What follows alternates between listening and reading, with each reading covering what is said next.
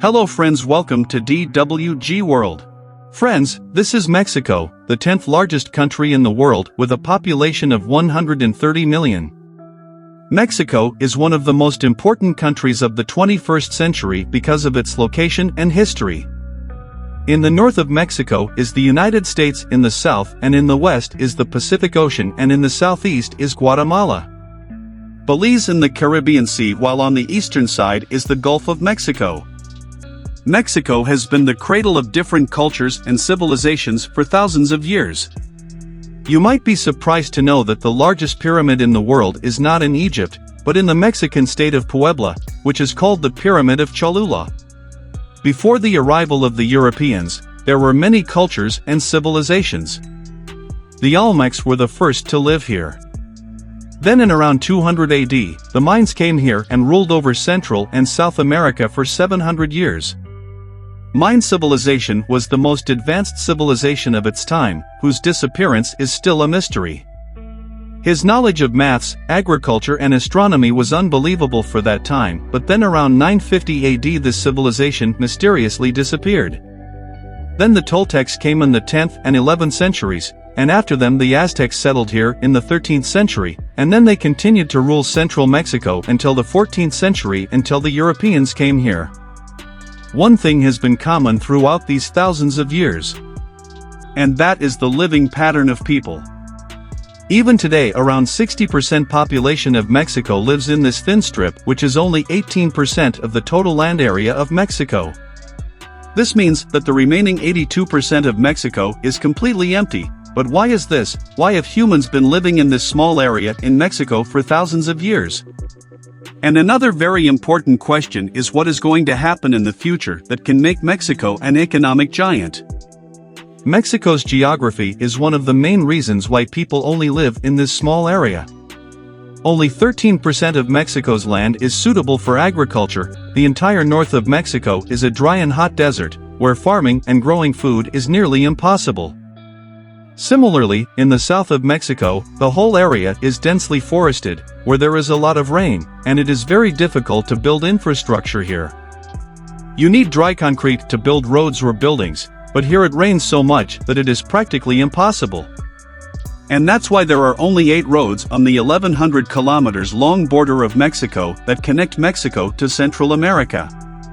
And similarly, if we come a little further south, there is not a single road between Panama and Colombia that connects these two parts of America. And on top of all these geographic complications, almost 70% of Mexico covered by mountains.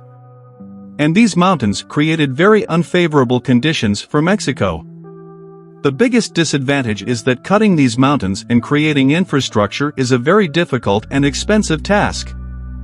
And that is why this central part of Mexico where people live is cut off from the rest of Mexico by these mountain ranges, which is why it is very difficult for even the government to control and monitor this entire area. So it is very difficult for the police to monitor this entire area from Guatemala and Belize to the northern border of Mexico. And that is why smuggling of drugs and weapons is very common from here. On the one hand, this drug from southern Mexico. They are smuggled in central Mexico, and then from here they are smuggled through the northern border of North America. Now here, because there are deserts and high mountains. Therefore, it is very difficult for the police to stop the trafficking. One of the reasons for the high population in central Mexico is that this land is the most fertile in all of Mexico. The entire area is full of volcanoes, and hence a very important grain called corn was historically first grown here. This area is ideal for agriculture and irrigations, and that is why all the civilizations settled here for thousands of years. Similarly, the most important city for the economy of Mexico is Veracruz. Veracruz is a coastal city on the eastern border of Mexico. 35% of Mexico's water supply comes from here. This is the point from where the Spanish American and French army entered Mexico in the 16th and 19th century and captured its capital, Mexico City. There is a huge mountain range around Mexico City which gives it protection from external attack, but these mountains are also a big obstacle in protecting the coastal line of Mexico. Therefore, before the 20th century, Mexico was very vulnerable to external forces. Then in 1873, a railway track was laid with great difficulty on this distance of 200 miles from Veracruz to Mexico City. And at the same time, nearly 50,000 miles of railroad network had been laid in Mexico's neighboring United States. Because the geography of America was very flat and even compared to Mexico. And because of the same infrastructure development, the US from Mexico, it went too far. These geographical complications of Mexico are the major reason for this population pattern of Mexico and for Mexico's lagging behind North America. But in the past few years, Mexico has undergone a tremendous transformation. 17 gas pipelines have been laid from the United States to Mexico between 2010 and 2023. And most of the gas has been delivered to the manufacturing plants installed on the US and Mexico border. Which has two benefits. One is because of the cheap gas, there has been a lot of boost in the manufacturing industry of Mexico, and the other is because of the cheap labor, the overall production cost has been reduced a lot. And realizing this opportunity, many international companies are now shifting their manufacturing plant to Mexico.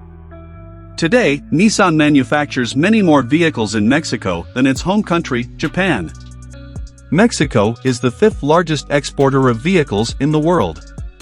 Mexico in 2019.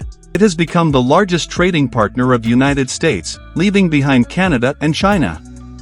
Experts are predicting that if Mexico's manufacturing industry continues to grow at the same rate, Mexico will become the seventh largest economy in the world in the next 20 years. And as Mexico's manufacturing industry expands, Mexico's population pattern will also change, with many people leaving the central area and settling on the northern border as more factories are being set up in that area.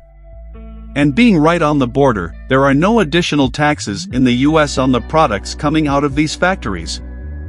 It seems that the Mexicans have now decided to solve their bad geography, and when a nation collectively decides to do so, then no one can stop him from moving forward.